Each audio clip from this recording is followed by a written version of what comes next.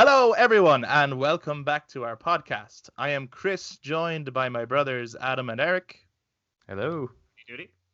And we are back in the room to talk more about video games. So, we've all been playing The Last of Us Part 2 recently, and we're not quite ready to get into that just yet. That episode is still coming.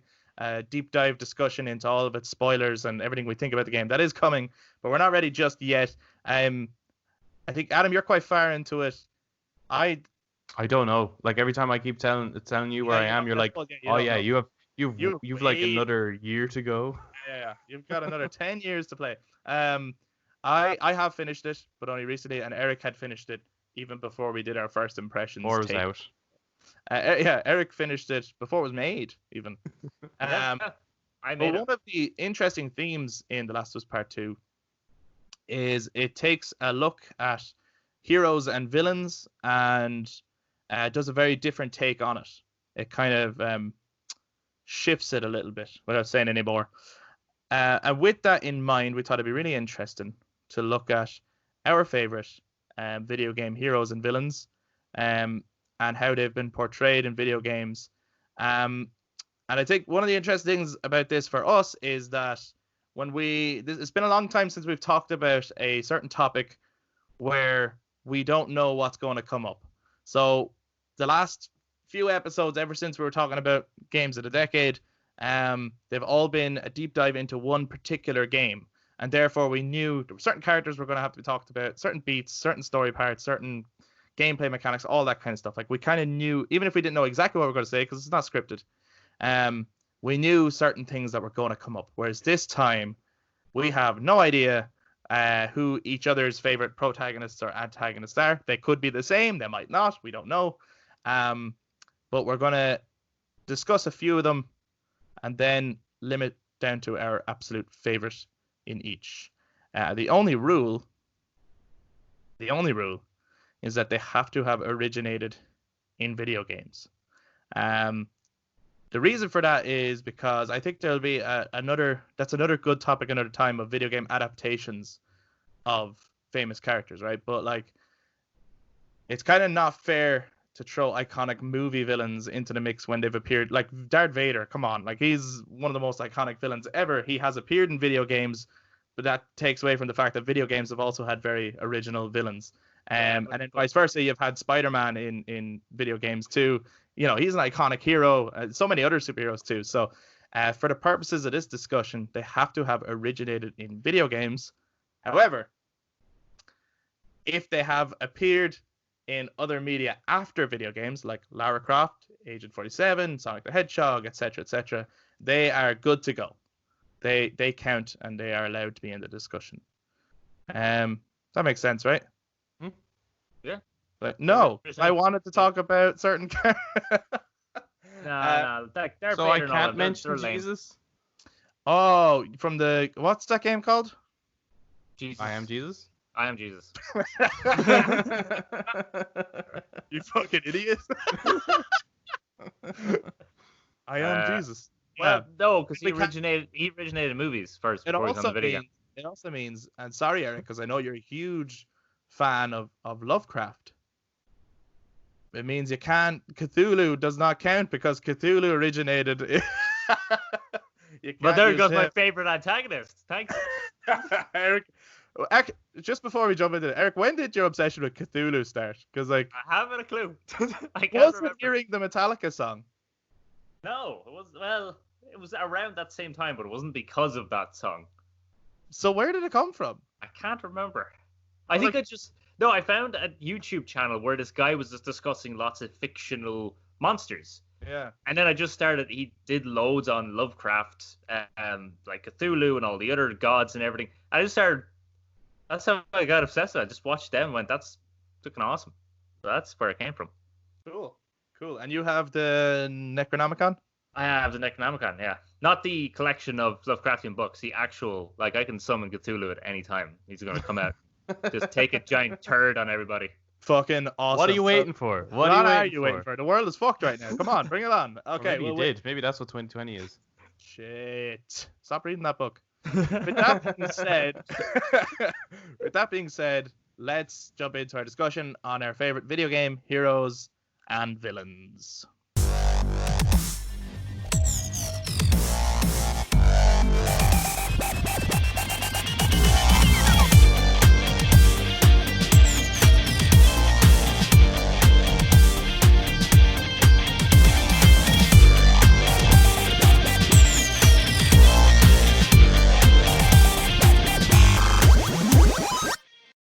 So obviously, you can list off as many heroes and villains that you want to give like a shout out to as you want, and if it's easier all day, for you, we're here all day. Like, yeah.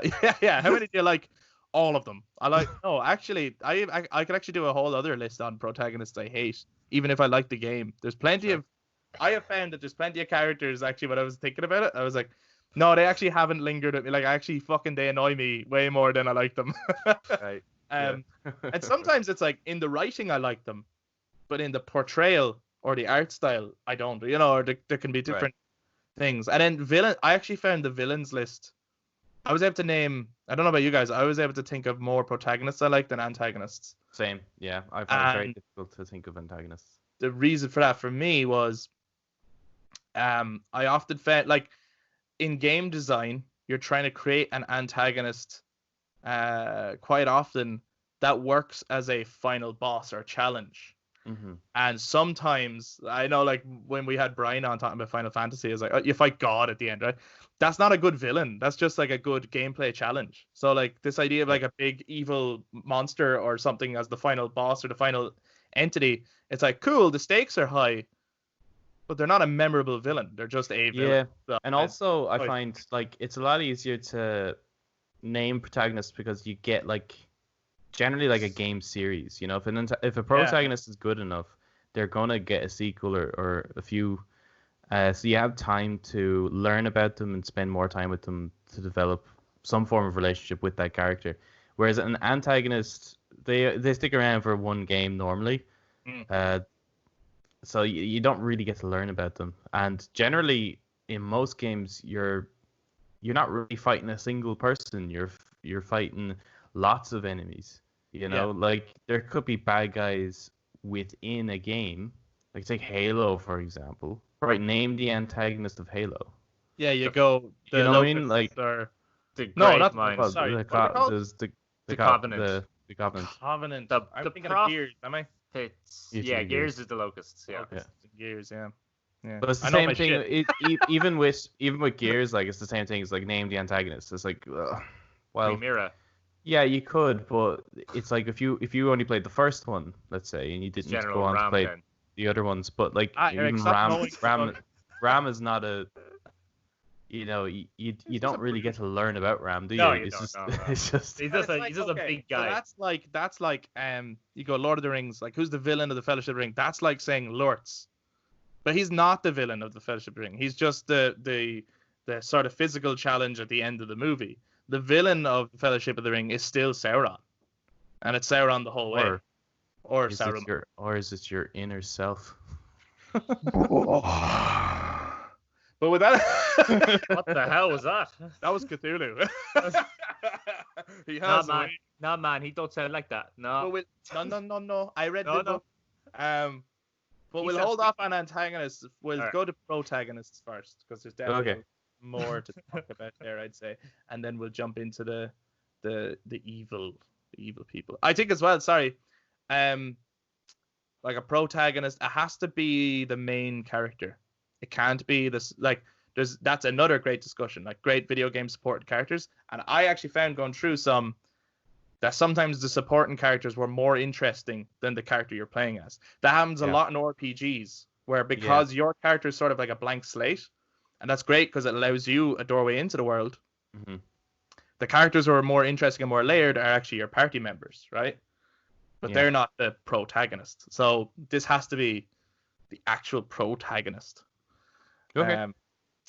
So I wonder who I should come to. Eric, let's come to you first. Let's hear about some of your favorite protagonists in video games, and it will all tell you why you're wrong. Okay, that's no problem. Yeah, I can handle that. That sounds good. That sounds good. Yeah. Right. Okay. Off the bat, Why not? I'll go with Geralt. Geralt of Rivia. Geralt of Rivia. That's not surprising, actually. No, it's not surprising. That's why I started with him. Shut your fucking mouth. Right? Try and tilt me now, huh? I'm ready for you. Anyway. So what do you like about Geralt? Well, he's like the opposite of what you just said about RPGs. He's not a blank slate, but yet I still get to decide what he does, and he still makes quite an interesting protagonist because he's not the focal point of the entire story of The Witcher or the entire world. He is just a man who just wants to do his job, and everyone keeps getting him to do something else. And he's like, fuck. And then you got to go do it. Right? And then, there's the explicit R rating for this episode. That's all I know about The Witcher is those 2 words. Oh, fuck. That's all you need to know. So, and then Destiny just keeps forcing him into a single path towards Ciri. And then, so Ciri is the focal point, but but Geralt plays that kind of maternal figure for her. Who just not maternal. He's not a woman. Paternal. Yeah, there we go. Because he's be what you want to be. Yeah. He can be what he wants. So it's almost like he's like the Batman, but if Nightwing was the focal point, if you know what I mean.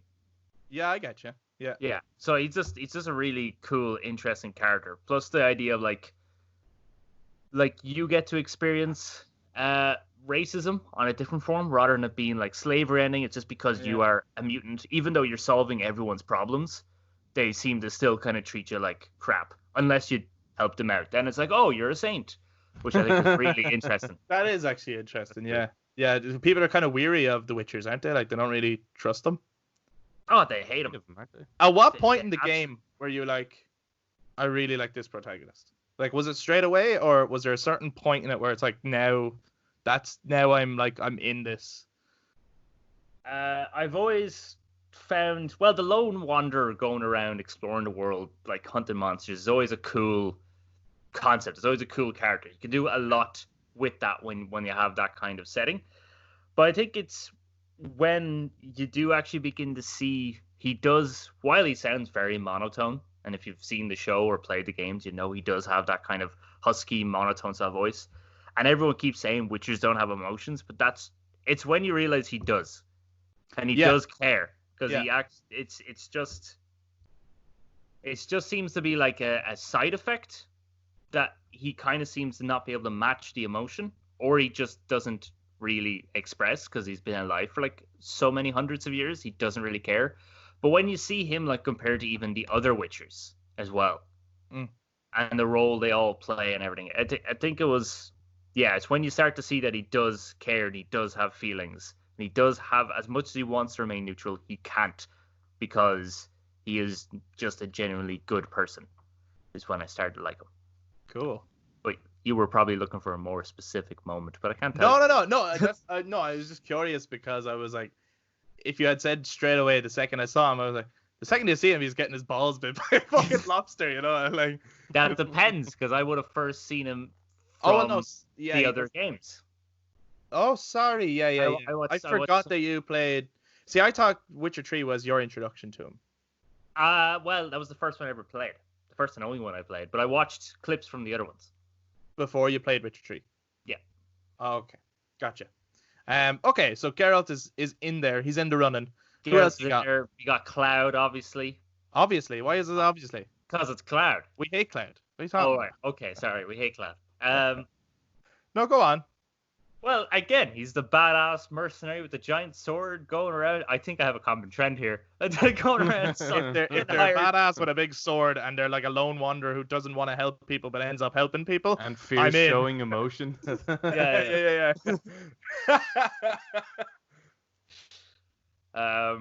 Yeah, so he's cool. Also, just his story and the twists involving him are great. And just make his character so much more interesting. I think, though, we got Kratos. Kratos is awesome. Joel's awesome as well, for their own reasons. Like, Kratos is a good protagonist on the idea of that, like, he's just been constantly wrongdone. That's not a word. It's been done wrong. I don't know. Done wrong. Yeah, there we go. I think it's just been wronged. He's been wronged. He's been wronged. In fairness, English is hard. English is hard. It is the hardest language in the world. English is too hard though. Like he's been wronged by the gods, and he just keeps wanting to like more or less live his life. He just wants to get revenge, and then everyone keeps getting his way. He's just like, oh fuck, and then he's got to go kill everybody. Again, there's a trend. Again, the trend. I think it's interesting that I've seen kind of I suppose researching into this topic because I just couldn't think, and I was just looking through to see was there anyone That's kind of troubling that you can't think, you know that. Yeah, no, I can't think for myself. I have to see what the other people say. What's the general opinion, and then I'll go with that. I'll go against it. But a lot of lists did put like Kratos in there, and I always found that quite interesting because it can't be. It wasn't from the original games. It was just due to this to 2018. This new one, yeah. Yeah, because all it takes is one game, though, isn't it? I guess so. To sink in. One game, I guess so. plenty. I get you're probably good in fact that he's also kind of the antagonist of. He's a protagonist because you're following his story in the first 5 or 6 games, but he's also more the antagonist because he destroys Greece and everyone around him. Well, a protagonist doesn't always mean a good guy, does it? No, it doesn't. No, it's just the person that goes on the change in the story, and the antagonist is the person who causes the change. That's kind of the definition. Shit. Okay, cool. Change this list now. No, because we're saying heroes, villains, so screw that. Don't worry about it. If they don't change at all, it's just bad writing. And as a friend from college once told me, everyone is the protagonist of their own story. So no matter what they do, which is awesome quote there for you there. But I have to say my favorite character, my favorite protagonist of all time. Straight in. It's Captain Price, isn't it? Going in there. He does have that great quote at the start, though. No, it's not him. It's got to be Drake. Nathan Drake for me. Oh, yeah? Yeah. Okay. How come? Because he's the complete opposite to all the other guys I just said. Well, you're right. He is the opposite to absolutely everyone you've said, pretty much. Is he, though? Because he's a loner going around solving people's problems for coin. Yeah, but he doesn't have a big sword. A big axe. Or does he? He just might hide it really well. Are these legs? Drake, is that a huge sword you've had? So you're just really happy to see gold. On a serious note, though, so what makes Drake your favorite protagonist in all video games? Out of most of them, I can't say all video games ever, but out of most of my favorites. No. Yeah, man, listen to the question. No. Like we all know the best protagonist in all video games is Mario. No, it's the 4 brick long one from Tetris. Yeah. Yes. That is the real hero. Yeah. So apart from the 4-line Tetris, he is the most relatable hero that I've found out of all games I've played. Are you saying the 4 brick line in Tetris is relatable? Yeah, He's straight to the point. Yeah, that's me in a nutshell. Just you fit into any situation. Yeah, he's adaptable. You know what I mean? Yeah. He's very adaptable. Or it's adaptable. Let's go back to Drake. Let's get off this Tetris thing. Drake time. Yeah, he's just, he's serious when he's serious. He's joking when he's joking. His character reaches out to all kind of aspects of a person. And in reality, we're not all gruff, angry people going around smacking people's head off a wall and chucking them off a fiery building just because we're annoyed with the gods. So I found out of most games I played, he was the most relatable. Right. For me. Yeah. I forgot that you went scoring the art there for treasure. No, I'm joking. But even I suppose the way he dresses. Yeah. It's like he created a whole fashion trend. All right, Penny's has got a good fashion style. Let's go shop Penny's now. Yeah, but it's like it's so interesting how uninteresting it is. Like it's not like it doesn't look cool. Yeah, No. and I remember like It looks like a the dude, like, reveal, rapping. yeah, the reveal trailers got a lot of backlash for that. It's like, why am I Like playing as like this dude just in a jungle in a pair of jeans shooting Johnny people? Knoxville. Like it's such an unusual character design. Yeah. It really is. But I think that leaves more room then for the voice actor to be able to do whatever he wants, almost. Because the image doesn't give you straight away what the character's like, so he's able to go That's true. Yeah. all sorts of ways with the emotions. That's actually very interesting. I didn't even think of that. Yeah. Yeah. I'm gonna steal your answer now, John. Okay. That's really good. Really Can I good. copy your homework? Can I? Yeah. Can I just copy and paste that? I'll Change change the the wording a little bit. That's how Excellent. everyone got through college. And did you have to like cycle through those characters to decide on Nathan Drake, or were you like, no, it's definitely Nathan Drake, and then these are the characters that the minute we opened up this chat, I went, yeah, Nathan Drake. like straight away. And would Yeah. you want more Nathan Drake adventures, or are you satisfied that it's No, it's I'm finished? sad. I was getting worried. I think with Uncharted 3, I got a little worried that I was like, okay, are they going to just keep going and start shoehorning in a lot of problems? And oh, look, now there's like this Spectre organization. Are they going to keep this going forever? And somehow find a new way to bring Elena into it, but they're still not together somehow. Right. So I was getting really worried about that. By the time we got to Uncharted 4 and they were married, and I teared up because it was beautiful. And I was like, that's yes. See, he's even again relatable there. Because at the end of the day, that's what most people want, is to settle down and be married and start a family. Hell That's not no. what he wanted. He didn't want The that whole at all. point of the game was He that he wanted didn't to go want on an that. adventure. I don't think you got the point, man. No, I'm only joking. No, he did. Yeah, no, I get you. I think I'm satisfied that it's finished. I think it was finished really well. I think they did it right. But I would also play Uncharted games forever. Yeah. So there's an element of that. Like I would not be disappointed if they say, you know what, we're gonna do another No, but Uncharted. like, Well, yeah, I wouldn't be. But if they had tackled Get it the like words. James Bond, new characters, new journey. That's just what they do. yeah. But it's because they kept going. Here's Elena again. Here's Elena again. Right, Here's yeah, yeah. Elena. Now it's And like kind okay, of the story of the relationship between Nate and Elena when you look at the whole Yeah. series, retrospectively.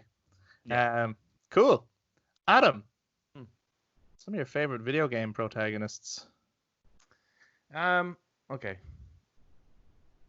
Where do I start? Leon.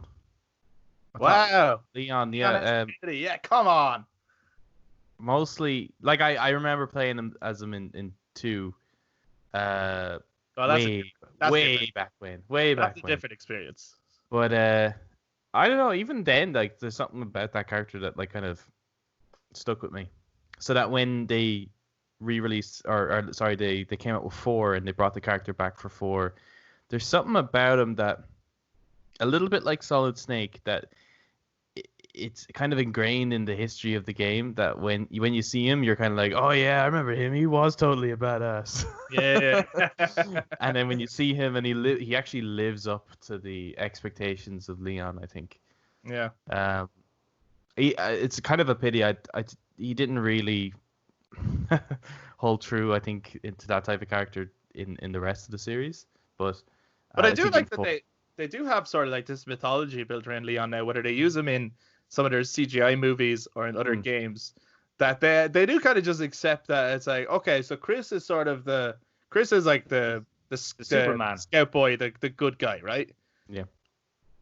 Leon's our badass, and Leon comes on, we have to have him say and do all the cool shit, Yeah.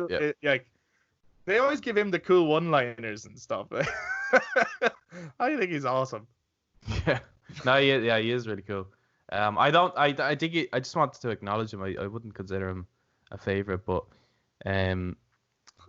he just is. didn't want to hurt his feelings, like just Yeah, Well, wanted it's to put just his word there's out. side bats. He's Parts of ready the to call me character in, that I right? think are very similar to the other characters that I really like. Another one's Lara Croft. Mm. Um, Is that mainly because of the 2013 reboot? No, Lara Croft has always been.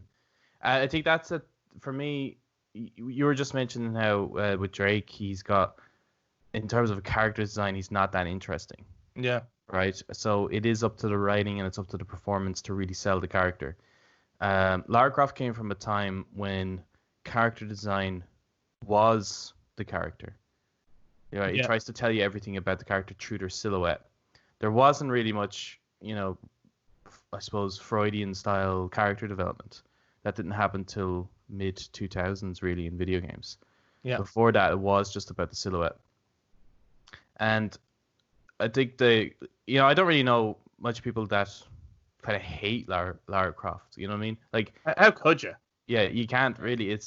She's so iconic. She's like Mario or Sonic or something like that. Like, she's really, really iconic. She was on the cover of magazines. She sold PlayStations. Not her physically, obviously. But what I really like about at the store with the PlayStation, going, you wanna buy one? It's fucking class, lads. I'm on it. But with a time like, I mean, now we were just talking about, like, we were playing The Last of Us, which not only, even with the first Last of Us, it tries to portray another side of like the roles of women in video games. Right? It's like women, they can be portrayed differently. They don't have to be portrayed the kind of, I suppose, Hollywood sex appeal kind of characters. That they don't have to be portrayed that way. Now Lara Croft did have that kind of side to her, but there was also something really kind of tomboyish about Lara. Yeah. There was something about her that was like, if you mess with her, she'll kick the shit out of you. I actually think, sorry, just on that note, something dawned on me. Like, no matter how many, and there's amazing female characters in video games. Like, I think video games portray the role of women way better than movies. Way better. I think they do a much better job. I could pick out way more iconic female heroes and characters in the video game industry than I think I could in movies. I think they do a much better job. And no matter how many amazing ones come out, I think Lara Croft will always stand as the most important one. Yeah. Because I think she opened the gates. Like, there was female characters in games before her and around her time as well, but like, she like instantly blew up as this icon of like this incredible, the main character being a woman, like, and she made it kind of like cool. It was cool.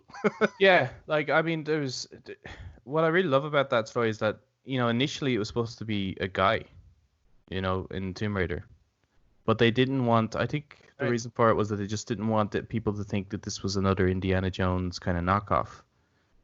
So they looked at how could they make this more iconic, more interesting. So they went with Lara, and I suppose we always get this feeling that the studios don't want female characters because they think it won't sell or some shit like that. But it's almost the same story as like Alien. Like, Lara Croft is to that series like what Sigourney Weaver was to the Alien series, right? It's really proved that like these are really interesting characters in their own right, and it doesn't matter what sex or gender they are. It's just that the character is really, really cool. Yeah. But the other great thing about Lara is that apart from just being kind of a tomboy, a badass, she still has that, I suppose, sex appeal to her that she still wants. There's still something kind of pretty feminine about her. Oh yeah. That she owns, and she's also incredibly intelligent, like really intelligent. She's a fucking like archaeologist that knows so much shit. Yeah. And I think like with Drake, we could say it's so obvious that that's inspired by Indiana Jones. But there's something about Lara that, like, although she's an archaeologist going around shooting people, but I don't really draw that comparison. I think Lara's her own character. I would have actually said that Uncharted was inspired by Lara Croft. Well, there's definitely Oh yeah. I think like Lara Croft definitely has inspired a lot of games. I think with its gameplay mechanics, its character design and everything. She did go through a phase, and the platforming and the kind of like using different environments. Now she did go through a phase of like, not changing her design. Well, actually, the phase which I think is really interesting is that like the guys who made her, and it was very successful, and I think it was the series was pretty good up till the fourth one. But after that, that's where the studio bumped in and tried to make her more sexy, put her in fucking dresses and like skin tight stuff, and really push the sex appeal side of her. And But which also, the games bombed. Like the games, yeah, like no one really played those games, no one really bought those games, and it proved that, you know, against what the studio thought would be the selling point, it proved that that wasn't the selling point. yeah, And unfortunately, I do think Lara Croft does get thrown into the whole misrepresentation of women in video games. She does get thrown in there because of that particular period. Yeah. yeah. And I It's don't unfortunate. think that's fair. Like, that's one period. I don't think it should mark her entire time. But I suppose it just dawned on me there that that period of just throwing out like Tomb Raider games is exactly what, like Eric was saying, he was afraid was going to happen to Uncharted. It's like games for the sake of games. Yeah. You know, and just let's just keep this character's iconic. Let's just keep it going. And say, but have you even got a story to tell here? Like, where are you going with this? Like, what's the point? That's a good thing that they did with God of War by rebooting it essentially. Because when we got to Ascension, no one gave a crap because now it was like they were just Well, Ascension was a game. Another one. Like, why did you make it? Yeah. So by rebooting it, that's good. And then I just love that we are getting more games with female protagonists, and they are some of the best games out there, I think. Yeah, well, I think as long as you're just true to the character, true to the story, like the games are always going to be good. It just doesn't really matter what your character is. No. But the 2013 reboot, obviously we touched on that in previous episodes, like why we love that and why we love the representation of Lara in that as well. But I think she's always been a strong character since her inception. Yeah. Another one I want to mention is Link. Specifically the hero of time. Time from Ocarina. Because obviously Link is it's a different character each time you play it, and it's kind of the same process every time you play it. But the hero of time in particular is, I think, the only one that really, well, it's not the only one, but I think it's the most iconic one that it covers a couple of games. So it's from Ocarina of Time, Majora's Mask, and Twilight Princess. And what I find fascinating about that character, like Link doesn't speak, No. So you don't actually get to learn much about him, but it's through his heroic actions is what makes him a really strong character, a really likable character. In Ocarina of Time specifically, when he goes to try and pick the, spoiler alert, he goes to get the Master Sword to defeat the big baddie, let's say. He gets. That's he's not a really kid. A spoiler. You're literally not spoiling it. That's not a spoiler, but the next bit. Oh, sorry. Okay. He's a kid, but when he removes it from the pedestal, I could be wrong, but this is what I remember from playing it. He gets trapped. He kind of ends up in a stasis almost for 7 years. So he's almost trapped in a prison for 7 years. Right. And when he finally awakens, and I think the purpose of that is because he's not old enough yet to actually wield the sword. So it's almost as if it traps him until he's old enough to be able to actually wield the sword to defeat Ganon. But in that 7-year period, Hyrule has completely been almost demolished. It's kind of overrun with monsters, and Ganondorf is controlling Hyrule at that point. So when you come out, the Hyrule it's not the happy Hyrule that you knew. It's almost like looks like Mordor nearly, with the like scorched skies and shit. Right. Yeah. But what I think what I like about that story is that kid missed out growing up completely. Mm.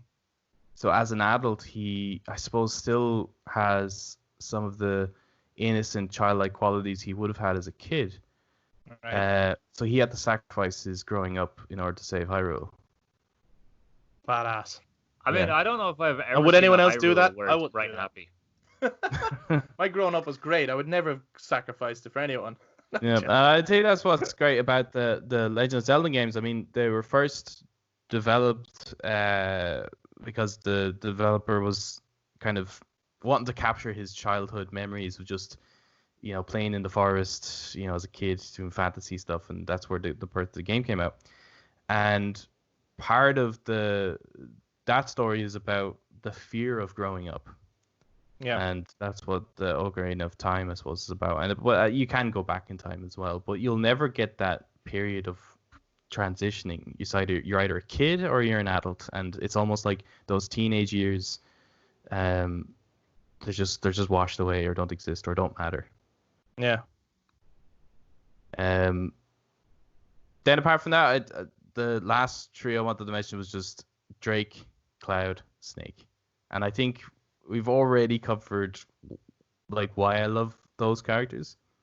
Right. Talked about previous episodes. Trying to pick a favorite between those three though. Okay, well, someone is stuck. like what? Okay, very briefly, what puts them up there for you? I know, like we went into greater detail before, but what puts them up there very briefly? Well, Drake, like what Eric said, the kind of the everyday man. I think as well it kind of taught the industry how to write characters. We start to see not copycatting, but now people are starting to really explore their characters on a much more simple level rather than like huge philosophical ones, Right. just like the everyday stuff that might motivate someone. So I really like that about that character. Snake. Come on. He's just like, he's got the catchphrases. Snake. He's got like, even everything I love about Leon is in Solid Snake. I'm like, come on. Like, what do I need to say? It's Solid fucking Snake. Yeah.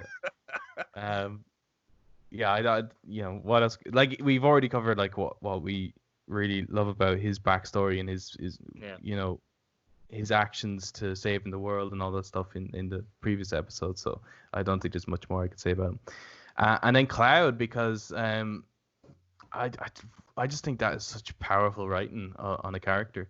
Like I think when you immediately meet Cloud, I don't know a single Final Fantasy character that I love immediately. His first appearance, I'm just like, yeah, I think this guy's an absolute badass, and I believe he's a badass. The way everyone talks about him and then the way you're foolish to believe so. I know, and then when you find out who he actually is, and again, like everything that stems back to his childhood dreams, and then not actually fulfilling it, and then trying to come to terms with his somewhat failure, I guess, and then overcoming that.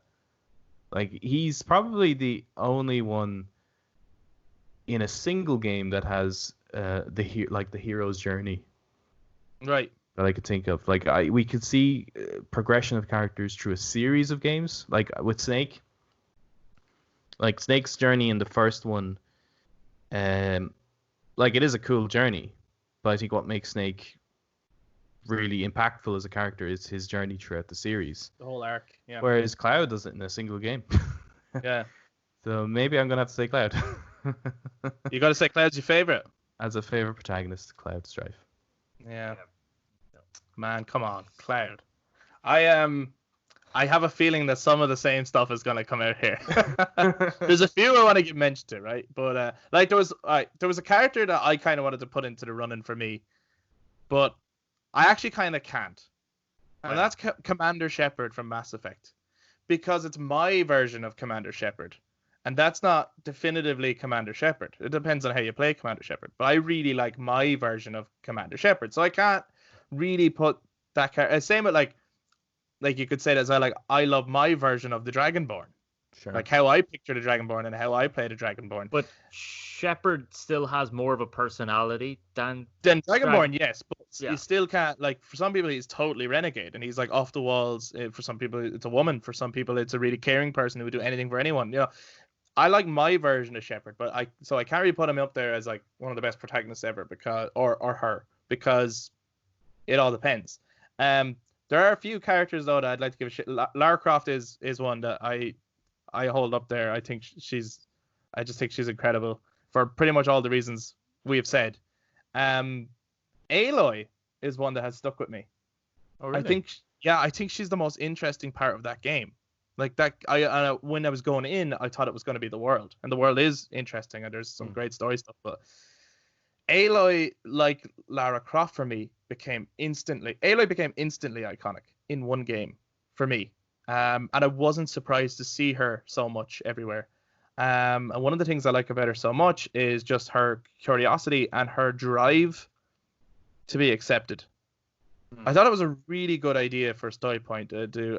People have done Outcasts before, but they usually become then the loner character who's like, I'm better off on my own. Right. And what they did with Aloy instead was she's drawn to people and she really wants to be accepted to the point where doing side quests became part of her character. It's like, I'll help you out because I really want friends and I really want people to like me and I want to be part of the world. I've been so away from the world and all I want is to be part of it. So I just think her drive is a much more interesting drive than some others that have been put out there for protagonists. Like someone who just wants to be accepted by the world. I think that's really relatable. I think people could really go, like, there are people who's like, I'm trying really hard for other people to like me, So I really like her. I really like Ellie from The Last of Us.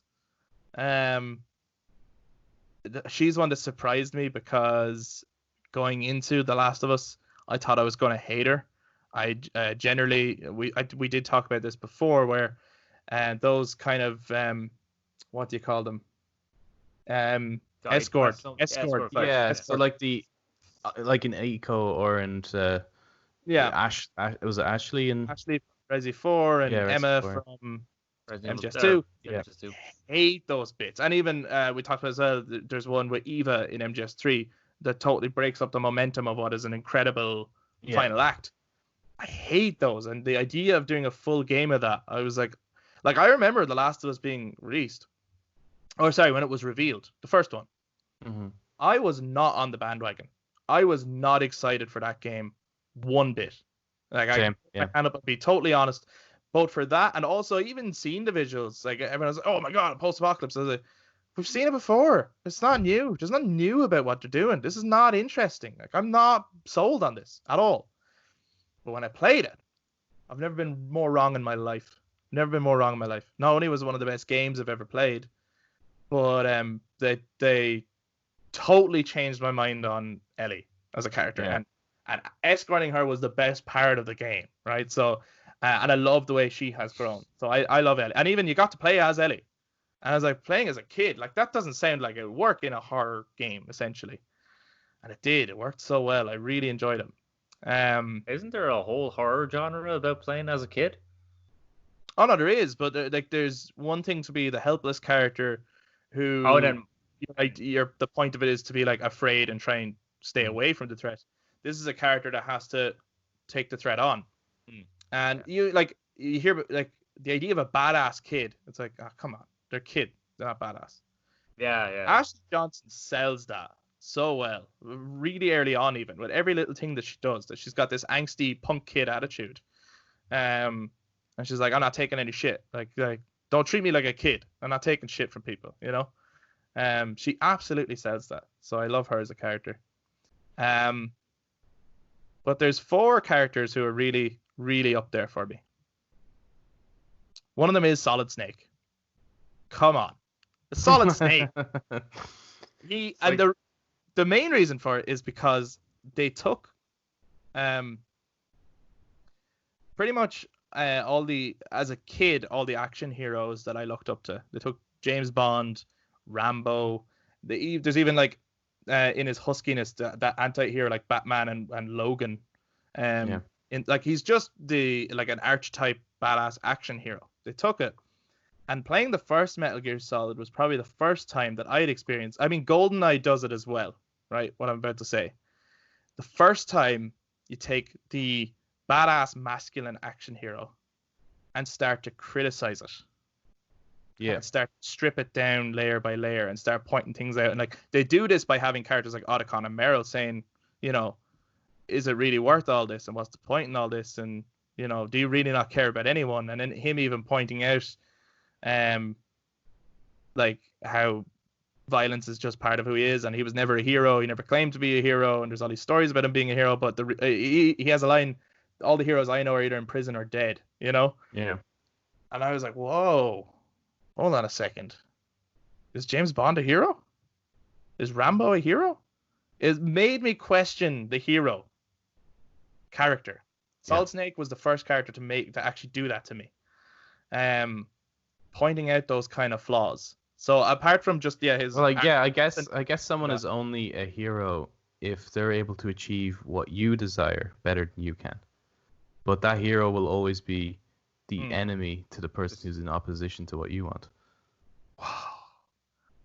Bruh, you're fucking in a place right now. You've reached a place. That's what we're talking about.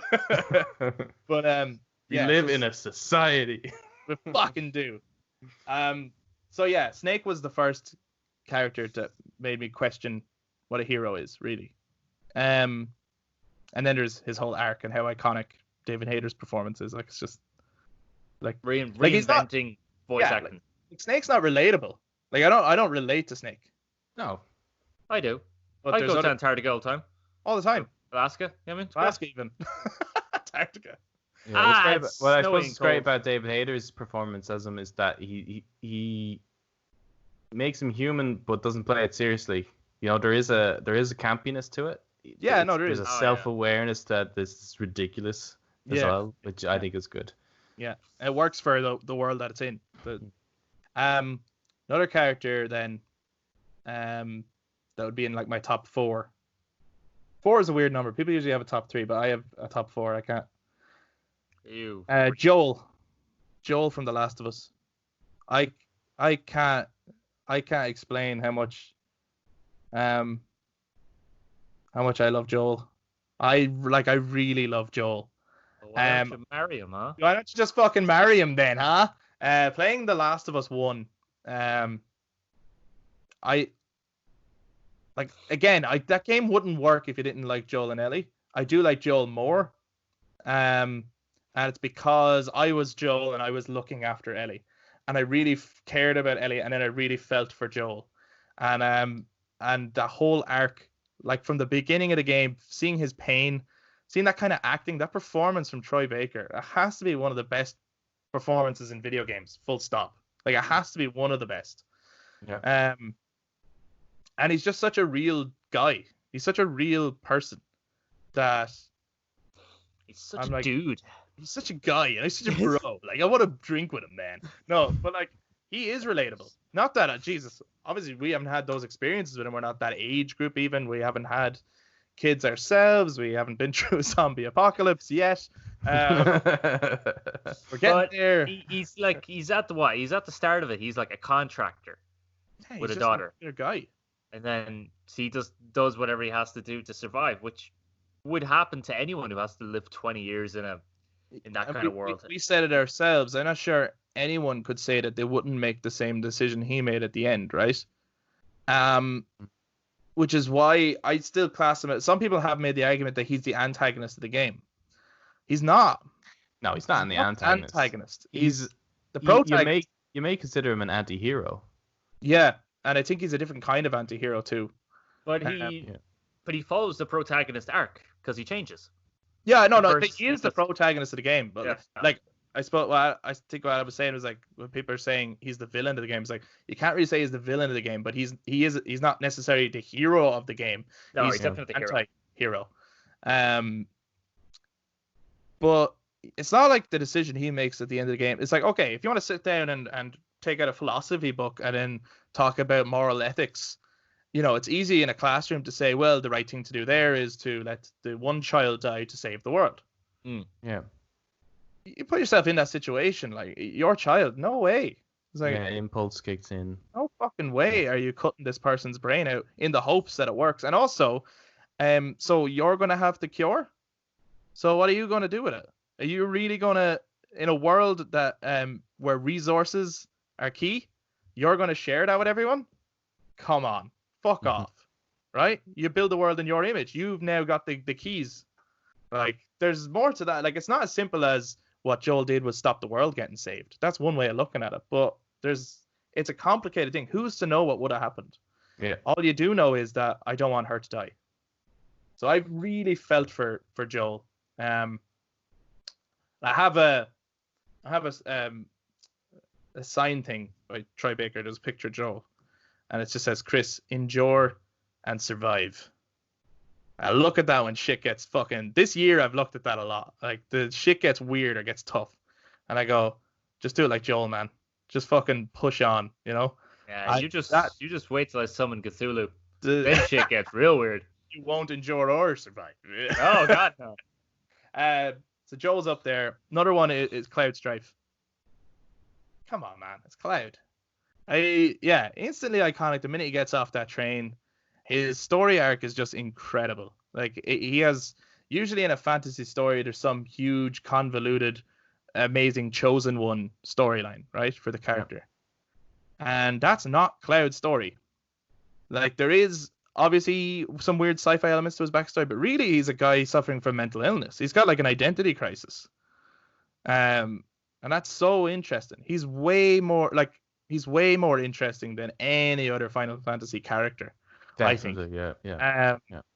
Which is unusual because often the supporting characters are more interesting than the protagonist, I find, in other Final Fantasy games. The only thing I don't like about Cloud is the spiky hair. Because I think that has put kind of a cartoony element on it, where people, if they haven't played it, they're not willing to try and take Cloud seriously. They just think spiky hair, big sword, it's ridiculous. But it's like, oh man, you have no idea how ridiculous this is. No, but like there is he is grounded in his world. He's going through some real issues, and I love that Frodo, Luke Skywalker classic story arc of the farm boy who looked up to the sky and dreamed of being a hero and went off to become a hero. And first play as him and he's like a Jedi Knight badass action hero, right? And he's Qui-Gon Jinn. It's like Phantom Menace, and it turns out that he's it's all a facade, and it's just, I think as well the way they set up his twist. The twist of who he really is and everything like that. That is probably the best twist in video game history. Like I think that is so well done and so well constructed the whole way along that when you play it the second time, you're like, how did I not know that there was something up in these flashbacks? Like there was something not adding up as this was going along. Like it's so cleverly done. So he's really up there for me. Yeah, and I feel like if you ask people what are their favorite protagonists, I don't know how many people would say Cloud. So the two of us said Cloud. I haven't said number one. Oh, you haven't said number one? Okay, sorry. No, but go on. What are you saying? Because I think at first impressions, he wouldn't be your favorite. I think you really need to spend time with that character and delve deep into them. Like Joel, I understand. Drake, I'd understand. Even like one that we haven't mentioned at all for a lot of people, I think, would be Master Chief. Would probably be a favorite protagonist for people. But that's because the silhouette is great, and at first they're cool, and like how you play as them is like the adventure you go on with them is cool. But Cloud requires you to, follow him on this huge journey that spans probably 40 plus hours. And really pay attention to like every single detail in there. I think it takes a while for Cloud to become such a important protagonist in the game. So Cloud is really close. Okay. Really close. Interesting. But my number one is Nathan Drake. Oh, okay. I win. They're really close. But Nathan Drake, only because Nathan Drake is, for me, obviously everyone is different, except for us. Nathan Drake is, for me, the most relatable character in a video game I've ever played as. Obviously, we're not treasure hunters, but just the way he handles situations. Like, this is uncomfortable right now, so I'm gonna make a joke, and I'm gonna parry a situation away. I'm really interested in stuff that's out there, that's like fantasy, and I'm trying so hard to stay away from just a grounded life because it's too boring. The fact that our pastime is to talk about fantasy, right? To talk about video games and movies and stuff that's not real, as opposed to we generally don't talk about real world issues. Oh, never. Because and it's not because I could tell you the politics in Metal Gear Solid better than I could tell you about the Yeah. politics in my own country. Yeah, and that's not because we don't care. It's just because, let's be honest, real life sucks. Like, it's boring. It's not as interesting. And so, like, that scene when Drake is sitting down listening to Elena talking about her day, right? And he does love Elena. He does care about her. It's not that he doesn't. But he just drifts off and starts dreaming of some adventure somewhere. Oh, that's me every day. Like, that's so relatable. And then the fact, yeah, he's just like an average guy. He's just like a dude in his clothes, and he's just he always, like, obviously in the video game he's doing all these amazing things, but it's really, he's always just getting by. Like, he's never kind of on. I feel he's never on top of the situation. He's always just like, oh shit, boom, boom, boom, boom, jump. Oh, I can't fucking believe I made that, you know. And I think that's and he's really funny. And I normally don't like. It's not that I like comic relief characters. Like, I usually don't go for the humorous character. Yeah. But he's so funny in a really relatable way, I think. Well, he's witty, and I think there's a difference between being funny and being witty. Yeah. And the beats are perfect. Like, there are moments where it is just he barely gets by. Like, he you know, it's like, oh my god, I could have died there. And you as the player are like, yeah. But then he says it. He vocalizes the that was a close line one. where he says like, holy shit, I was nearly in that. Yeah. You know, it's something like and it's almost like as if he's having that back and forth to you as a player as well. Like and it makes you feel like him then at that moment. And everything that he goes through. Like, you end up agreeing with him. So I think then between the three of us, Nathan Drake and Cloud Strife are our two favorite yeah, they're great. video game protagonists, and they're both very different, you know, which is interesting. One of them is a little bit more relatable and grounded, and then the other one is that kind of badass fantasy lone wanderer kind of character, right? I think you can get into Drake like almost like immediately. Yeah, he's almost like Star-Lord in Guardians of the Galaxy, kind of. You know what I mean? There's that kind of. Well, it's that's a really good comparison, because I remember coming up to Guardians, right? I'd never heard of the Guardians of the Galaxy. I'm sure lots of people hadn't before the film came out. Right. And this Star-Lord character, and I was like, really? Like, we're gonna have some fucking smart arse as the main character, and I'm not into that. I'm not really into that. Like, I've seen that, especially considering we kind of had that already in several of the other movies. Not interested. But I was so wrong. Star-Lord is one of the best characters in the MCU, like, by far. And when you realize that the humor is a defense mechanism, that's so strong. That really works. Like, people do use humor as a defense mechanism when they really just are afraid to open up or talk about what's really going on in their life. Yeah. And so it's like when you, like, it's been there for Drake the whole way along, but it's so interesting when you get to 4 and realize he's had a brother all along and been grieving for his brother this whole time that you didn't realize. And it adds another layer to his wittiness and his jokes and his quips and everything. It's like, there's something he's been hiding and bottling the whole time. Yeah. So yeah, fucking Drake and Cloud and Snake. Name them all. So those are our favorite video game protagonists. That's the end of the episode. So bye, guys. Yeah. Next week, part 2. No. Some people might agree, some people might not. But now let's get into the villains. And this could get interesting. I have a feeling we all have the same one. Main villain. Or at least we're going to, definitely mention some of the same stuff. Yeah. But we do think there'll be some interesting ones that we possibly disagree with. I could be wrong, but we'll see. So Eric, come back to you now, because it's been a while. Been a while, bro. How you doing, man? Thanks for having me on. Thanks, man. I'm glad you came. If I could give you a round of applause. Oh, mate, I put in a sound clip of a round of applause. So yeah. Yeah. You want to throw out some... What page in the script are we on? Oh, sorry, yeah. Could you open up page 30 there? Oh, on script, yeah. Yeah. Your favorite villains in video games. Favorite villains. Okay, so it's not my favorite villain, but Chris knows I'm going to say him, right? But he's up there. I really loved him. I thought he was so iconic. I knew this guy was coming. Do you want to take a guess, Chris? Go on. I think you're going to say Ruvik. Yeah, Ruvik. Yeah. Fucking badass. I love Ruvik. See, this is what I mean by there's going to be a few, like, I don't think he's going to be on Minor Adams lists, So Oh, God, he's no, you actually guys didn't play that he's game. pretty high up there for you, isn't he? He's actually he's quite close to number one. Like, Yeah, I don't know how close, but yeah, he's up there, man. He's pretty cool. so Like, what's so cool about Ruvik? first of all, his design.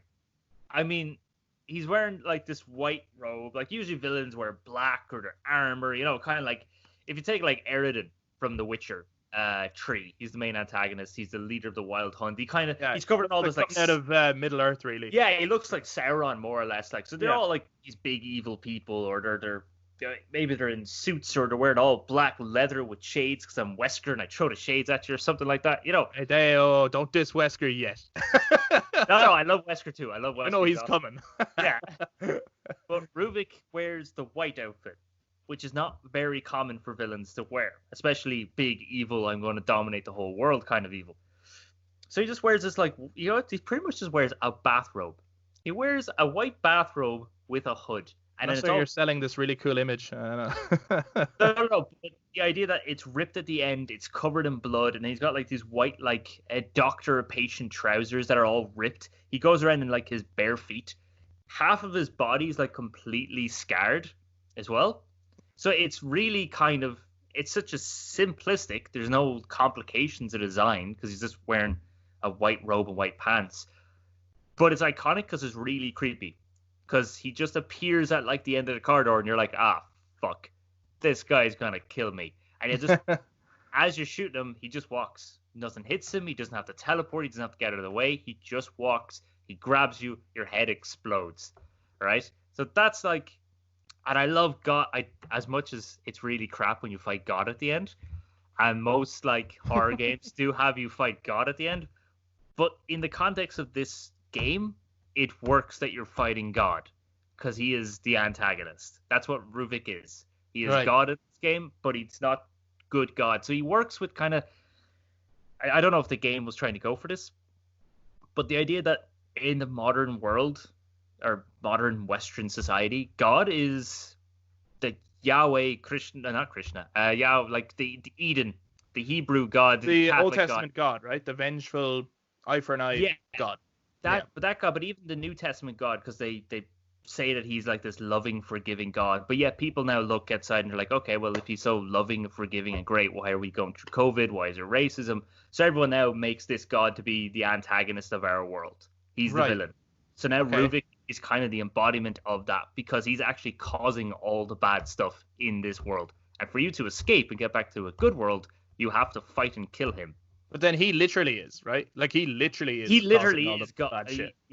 He literally is. So it's kind of like really taking that kind of everyone's anger at stuff and then they project it at a being that may or may not exist, but it certainly isn't fighting back against you.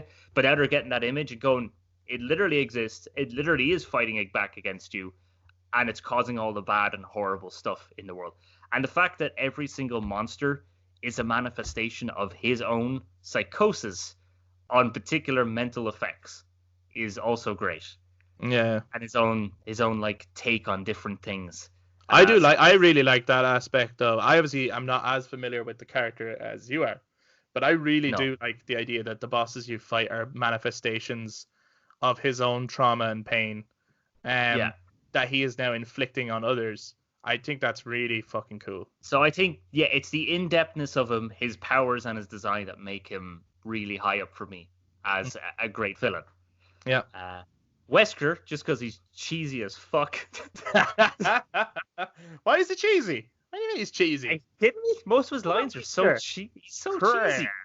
Yeah, his voice actor is cheesy, but he's great because it's Resident Evil 5 and it's a really cheesy, ridiculous, over-the-top game. But I do like his design. Was that the one where you started to like him, or did you like him before that? Oh, no, that's like...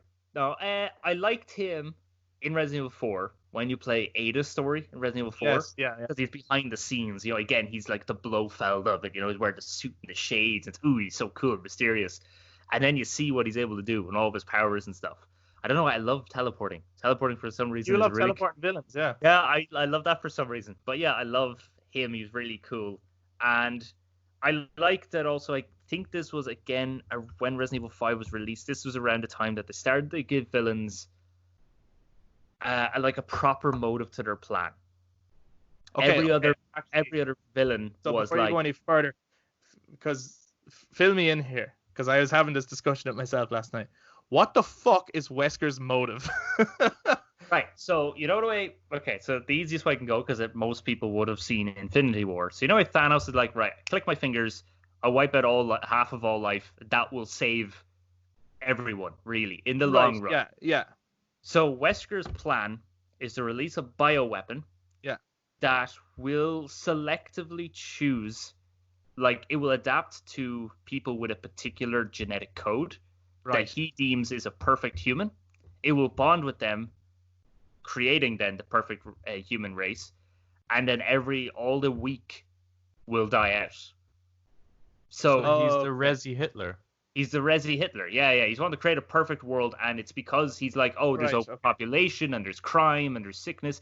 The world will end, so I'm actually going to save the world. I'll save humanity by releasing this. So you're like, right. I didn't get that, but I understand that now. Like, again, you look at it, you're like, okay, I understand what you want, but don't do that. That's a terrible idea, because it's actually shown throughout the whole game. It's shown throughout the whole game. His plan that can't work. Every single test subject he tries it on, the virus fails. Right. And it actually looks like it's not going to work at all. It's actually just going to wipe out all humanity. But he's like destined to go, no, this will work. So I think that's really cool. So it was the first time ever I was like, actually, this villain's kind of got a point. So it's the first time I kind of ever had that towards a villain. Jesus Christ. No, as in like, sorry, not a point, but like, it's like, yeah, everyone, a motivation. Everyone wants to save the world. No one wants the world to end. So that kind of idea. But my favorite villain has to be Sephiroth. Are we all in the same boat here? We might be. How come? We may be. We may be all in the same boat. He embodies all that I love in villains. He's a capable fighter because he kicks your ass. He has such an iconic design. Yeah. He has one of the worst things, and I think Bodhi's can agree with me, is a character having an unbearable voice. You can't get behind them. So, protagonist or antagonist, if they have an annoying voice, you're going to hate them. But Sephiroth does not. I have not heard him be voiced badly at all. No. And just the entire story around him is great. Yeah, again, it's that Anakin story of a hero falling from grace. Right. And becoming one of the worst beings to ever plague that world, like. You know what I mean? Quick question, actually. Do you think he was a hero? Well, he's for his fall. They say he's a hero. So yeah, in Midgar's propaganda, Sephiroth's a hero, but to the Wutai, he's a monster.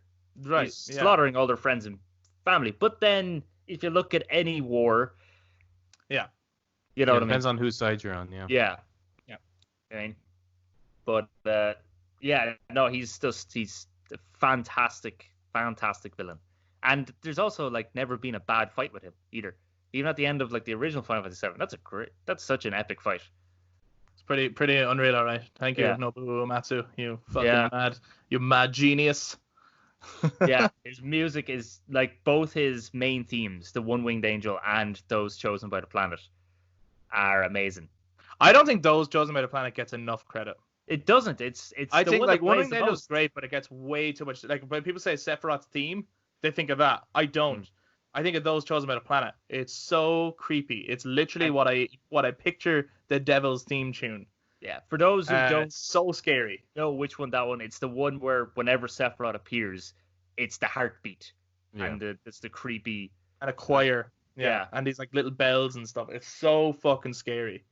I remember as a child that would actually fucking freak me out in a good way, and it would hype me up to like it made everything he say, because it was all text speech. It made everything he said sound so much more sinister. But yeah, so I'm not surprised you picked him. Yeah, he does embody all that I want in a villain. Like, how about you, Adam? I would also think Wesker is a pretty iconic villain in games. But Alduin, actually. I think is a Wow. pretty interesting villain. Purely because it's like, Nice to hear that. you know, unlike a villain is generally the opposite to your character, and the fact that he's an actual creature. Like, I like Sin as well from Final Fantasy X. We covered that in that episode. Yeah. But Sin is not the villain. He's just almost like a Puppet. yeah. It's like a catalyst almost. It's a creature being used by the villain. But Alduin is the villain who is a creature, and you can see by him that he is incredibly dangerous, and what his plan is incredibly dangerous, and you know from the beginning that you need to stop this because this is. And it's almost like a battle against nature, nearly. I know he is a character and he does have a voice and stuff like that, and he does have his own motivations, but the fact that he's a creature makes it feel like a force of nature. And that he's using things like meteor showers and stuff like that. Like, he's using quite natural powers. It's almost like trying to fight a tsunami or fight a hurricane. It's like, well, you realize that you need to because it's going to devastate, but how do you? Yeah. And it just makes that journey about discovering the ancient power to defeat Alduin a very motivational one. Then I'd have to say Liquid Snake. Wow. Definitely. Liquid. Yeah. I mean, he's basically the 006 of Metal Gear Solid. He's your equal. In fact, he's your twin. So he is actually your equal. Yeah. Like genetic clone rather than like birth twin. But yeah, I think what's great about Liquid is that he is like fighting yourself almost. That there is that it's like he's the other kind of villain. You know, you were saying the villain's usually the opposite, and there's two kinds. There's the opposite, and then there's the mirror, which is what the hero could become. And Liquid is Solid Snake's mirror. Yeah, I mean, in the first game, I think he is like the iconic thing to hate, and you understand him being the villain, and you want to take him down. But then in the overall story, I suppose, and trying to understand what he was trying to achieve in the first game, all of a sudden he's not so much a bad guy. But just because you're a bad guy does not mean you're a bad guy. But then also I have to include Ocelot in there too, because I think Ocelot, again, more of an anti-hero, but Well, actually, I had a thought about that. I know we said that he's kind of the hero, but actually, like what Ocelot wanted, like while his motivation is good, he wanted anarchy across the world. He wanted no control, and that's not necessarily a good thing. No, like you know, obviously, what they ended up doing with Sonny and everything was like the best of both worlds type of a deal, like not total control, but not total chaos. So like, I'm not sure Ocelot is totally a good guy. No, he isn't, and like that's, you will always see him as a villain because you are taking him on, and you completely disagree with him every point. And I suppose what makes him so powerful is no one can trust him but himself. Basically, you know, he double crosses everyone to achieve this one goal. Yeah. Very, very dangerous character. I think that's why he deserves to be in there. But then, the number one is Sephiroth. It's absolutely going to be Sephiroth. Again, in a single game, to be able to become... And you know straight off when you first get the sense of him, which is that music you were talking about, you know he's a villain. The music kind of tells you he is one. But he's very like his backstory, I guess, is similar enough to Cloud, where Cloud dreamed to be a hero and then lied about it. Sephiroth always saw himself, I suppose, as a hero, or at least was in that role, but his methods of getting there was a lie. But interestingly, so Cloud was a normal guy who wanted to be a hero. Sephiroth was a hero who wanted to be a normal guy. There was desire at one point. Obviously, that changes as motivations change. But when they get to Nibelheim, he's like, he turns to Cloud and he's like, so you have family here? What's it like? Yeah. I never had a family.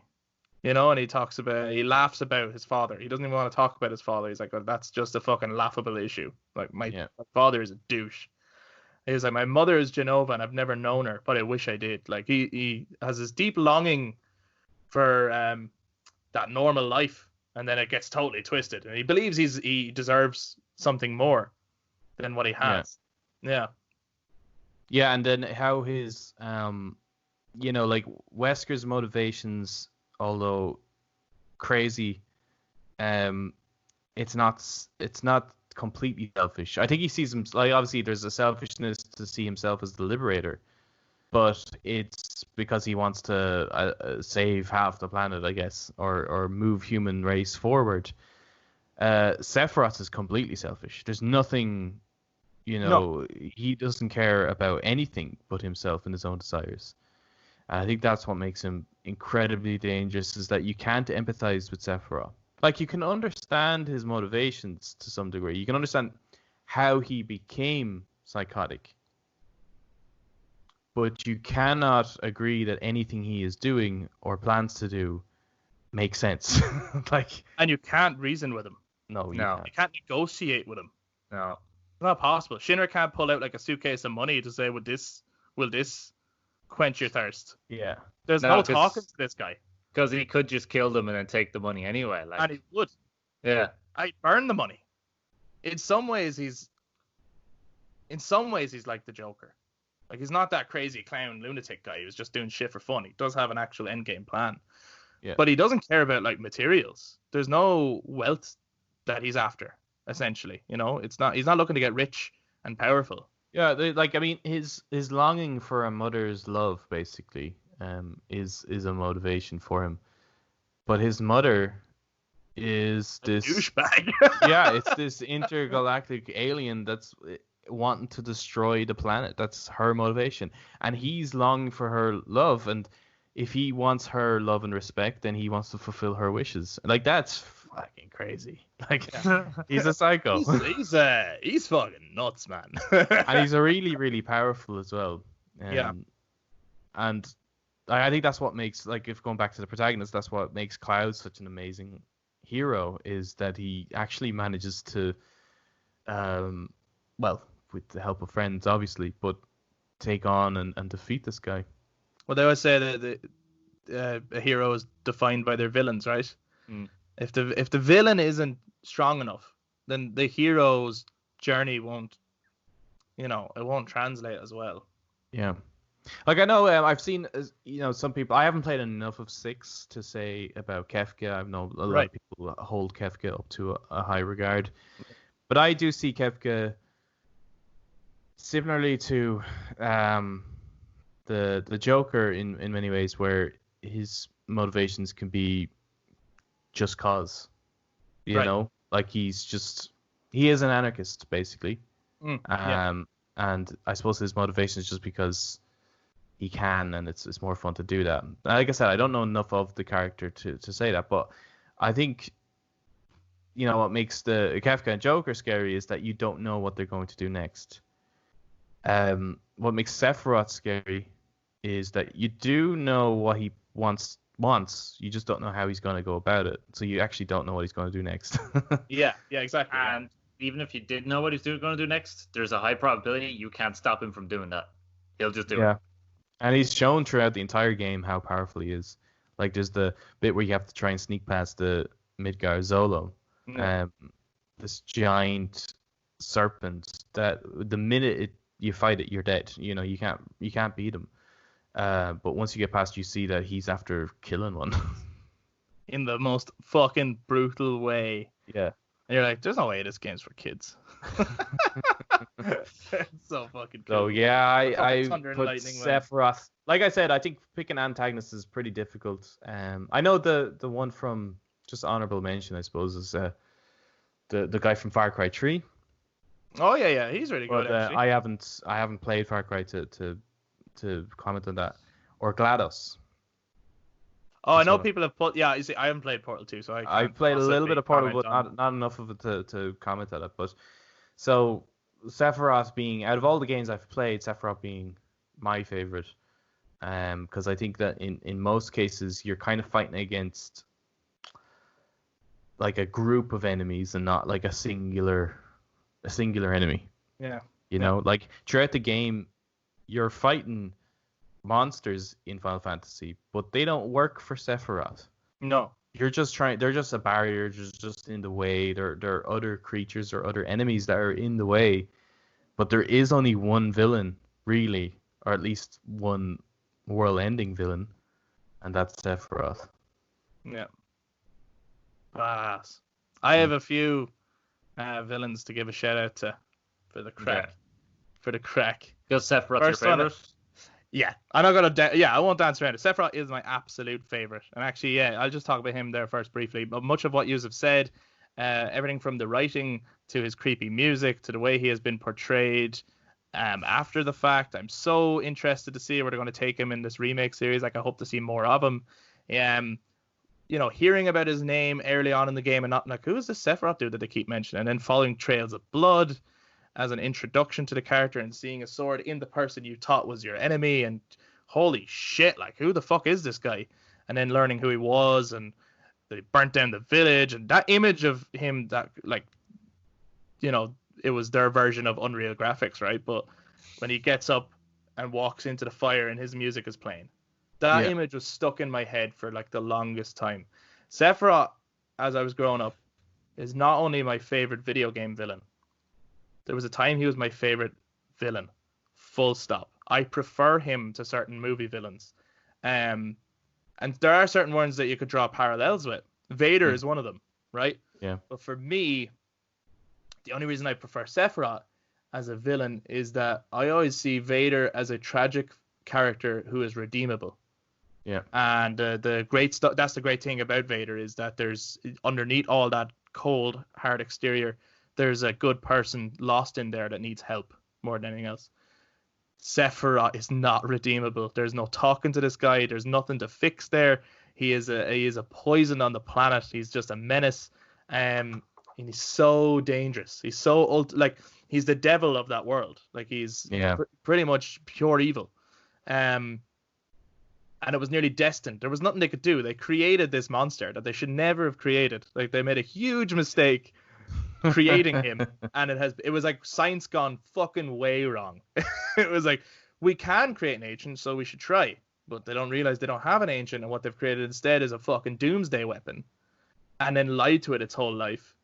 And fucking hell does it backfire, you know? So he's just an incredible villain. There's only one villain that has bested him for me. But that's not a video game villain per se. But other than Sephiroth, other villains I'd like to give a shout out to. Here's one. General Shepard from Modern Warfare 2. Oh my god, have I ever wanted to kill someone in a video game so fucking much. I remember being on an actual personal vendetta against General Shepard. I was like, you fucking prick, I'm gonna find you, I'm gonna fucking kill you. I was like, I never trusted this guy. And from the very start of the game, I was like, I don't trust that guy. But to have him not only kill Ghost, I loved Ghost, but to kill the player. No, listen, he deserves to be up there as a villain worth fucking hating. Yeah. I think he's definitely like, whatever, Makarov, fucking General Shepard, man.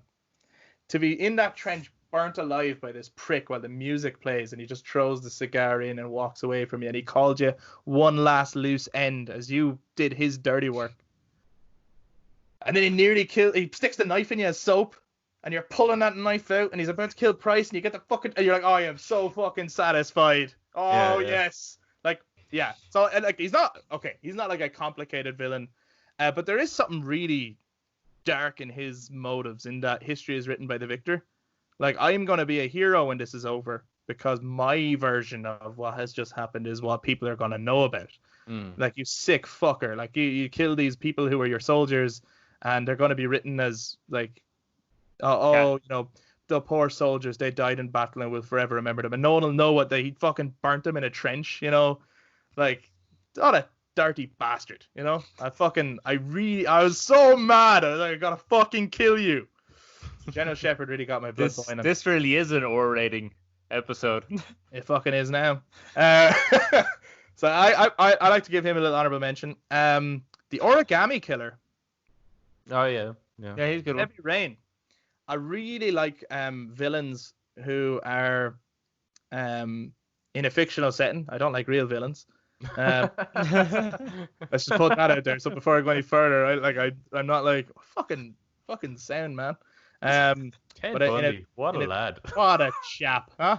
That's his last. I'm not gonna lie. For the last like 2 weeks, I was like, "What's the name?" Because I remember watching a film about him. I was like, "What's the name of that really messed up chap?" I was Ted.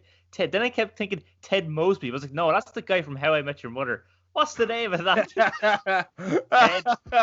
Ted Mosby. What a creep.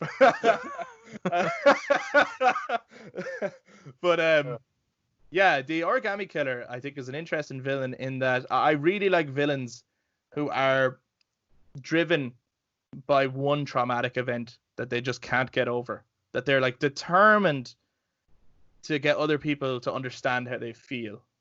Like I think that's a really strong motivator for a villain, that you're like, everything you're doing is sick and wrong. Like I don't agree with it at all. But I understand that you're hurting as a person, and I understand that you need help. Like you genuinely need help. So I makes him probably, like, obviously Sephiroth and Wesker and Liquid and Ocelot, like, they're really scary villains. Yeah. But I think what makes the Origami Killer one of the scariest is that he is way more plausible. Like he could absolutely he's very grounded in a real world. Yeah. Very real. His motivations are real too. They're not like you know like what we talked about, like where it's almost like you take psychology into the fantasy. Yeah. He's not. I mean, there's definitely people out there like him. Yeah, which is just terrifying. Yeah. So like obviously he does terrible things. Yeah. Killing children and kidnapping and torturing people and putting people through torture and playing these awful games. You know, he's reminiscent of Saw. Something from Saw or Seven. These kind of characters in these thrillers that I really like that as a genre. So I like him as a villain. I think he's really interesting. The Elusive Man. Oh yeah. The Mass Effect trilogy. Come on. He's like a James Bond villain in space. Yeah, but he's not Sovereign from the first Mass Effect. I prefer the Elusive Man. Yeah, but you couldn't give me Cthulhu, so I'm getting Sovereign in there. You throw him in there if you want, man. I love his voice acting is fucking amazing. Martin Sheen, come on, he's so good. Shepard, and he's smoking away in front of a dying sun. He's so cool. He's so charismatic for somebody. You know the whole way along. You're like, you're not a good guy. You're a bad guy. I know you're not. I'll do this for you, but I don't like you. You know. His charisma. He's really good. He's so charismatic. The first time I played, I think his charisma got me. I went, no, he's not bad. No, I understand where he's going. Yeah, no, I understand. I kind of agree with him. He definitely I do like that. They did a really good job of he could definitely, because you had characters like Miranda and Jacob worked for him, and as far as they're concerned, they're doing the right thing. Yeah, you can see how he talks people around. Yeah, like he's very he's a politician, really. He's very persuasive. He tells you half truths, so he's like, I wasn't lying to you about like my intentions, but he will talk you around and get you involved. Like the fact that he got Commander Shepard to do his bidding for like whatever months, a year, whatever the time period is supposed to be. And then when you get to actually take him on and he has this cool music that plays that I think is really cool. So I really like the Elusive Man. Wesker, he's like the Ocelot of the Resi series. He was always this double agent spy behind the scenes, and then finally in Resi 5 he was like Agent Smith and Neo put in a blender. Just fucking some cool Matrix motherfucker. So I liked him. And then the last one I want to give a shout out to, Psycho Mantis. I fucking love Psycho Mantis. Oh really?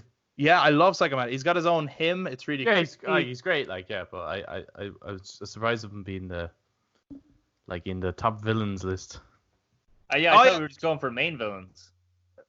You've altered the rules, Chris. Yeah, no. I mean Psycho Mantis counts as you can put him in the villains list, can't you? Yeah, of course he is a villain. I was just surprised. Well, don't be. Okay. Well, I am. For me, yeah, no, I really like Psycho Mantis because his design, I love his design, I love his music. There's this gothic kind of punky look to him. The gas mask is great. The breathing is reminiscent of Vader. And then he's disfigured underneath, and his ribs is so creepy. He's so creepy. Yeah, he is creepy. But as well, he's a vile, evil, disgusting character. And that his motivation in the first game was, I just wanted an excuse to kill as many people as possible. I just hate people. Yeah. And people can't say it's like, oh well, he's the poor guy, you know, he's clearly been traumatized. Like I'm sure he has in his life. Oh, he has been. But he absolutely toys with people for pleasure. Like he gets Meryl, he takes over her mind and gets her to put a gun to her head with the hopes of Snake watching her shoot herself. Yeah. That's not him fighting Snake. That's just, look what I can do. Yeah, well, I think just jumping into his motivation, I suppose, is that much like, I suppose, like the problems that Superman went up as a kid, right? The way Superman could almost hear people, like read their minds almost. Yeah. But Superman learns to overcome that and become a hero. Psycho Mantis, he can constantly hear what people are thinking, and he's just disgusted by everyone. Yeah. Like, you know, it's really it's like you're not saying it, but I know that's what you mean. And so when you can, everyone has horrible thoughts that go through their head, right? No one is, people even think of things that they are incorrect and wouldn't want to do. But I think the reason people would think even horrible stuff is it's them figuring it out, trying to think it through. And it's like you process that, and then the good stuff comes out. Yeah, you make sure not to act on bad thoughts. Yes. Yeah. Whereas Psycho Mantis doesn't give them the moment to think through it and let all the good stuff come out. He immediately acts on the immediate, you thought of something that I don't like or don't agree with, therefore I'm going to kill you. Like it's really messed up. It's probably something as ugly or as vile as just like, like he would have heard, like him walking down the street, he even would have heard, because of how he looks, like people saying, oh my God, he's so ugly. Oh my God, he's so disgusting. Oh, he's a bit scary. People can't help but think those things. Like, people have prejudices. It's no one's immune to it. But the fact that then his view of the world is just this negative, horrible, nihilistic place, and he's just like I don't care. Like he says, I don't care about the boss's revolution or the money or any of that. I just want an excuse to kill as many people as possible. He's so messed up. Like, that's a dangerous, dangerous person. And the fact that he can do it just with his mind. Yeah, like, so I really like, I've always liked Psycho Mantis. I think he's iconic, and an amazing, horrifying character. But yes, Sephiroth is number one. So our favorite protagonists then were Cloud Strife and Nathan Drake, and then our favorite villain across the board was Sephiroth from Final Fantasy VII. But I'd love to, because I don't think those people would necessarily be at the top of everyone's lists. Like, I don't think this is like... No. And there's definitely there's plenty of heroes and villains we didn't mention, but there's so many, and we don't have enough time. No. We have a life. But I would love... we think, but we're here recording. But I'd love people to get in touch to let us know who their favorite protagonist is and who their favorite antagonist is in video games. And to let us know that you're fucking wrong. General Shepard across the board, best villain ever. But that sums up our thoughts on our favorite heroes and villains in video games. And we will have another episode out next week on something that we haven't decided yet. We're going to see how far. Basically, here's how it goes. We're not going to lie. Me and Eric have finished The Last of Us. It rests on Adam. If Adam finishes The Last of Us Part 2, that's our next topic. And if he doesn't, we'll just talk about something else, but we'll peer pressure him to finish it. Yeah, pretty much. Okay. Very much. It's a long game, man. Yeah, it's no, it is long. It's way longer than I thought it was going to be. Yeah. But yes, that sums up our thoughts. Thank you very much. And bye. Bye-bye. Bye-bye. Bye, dude.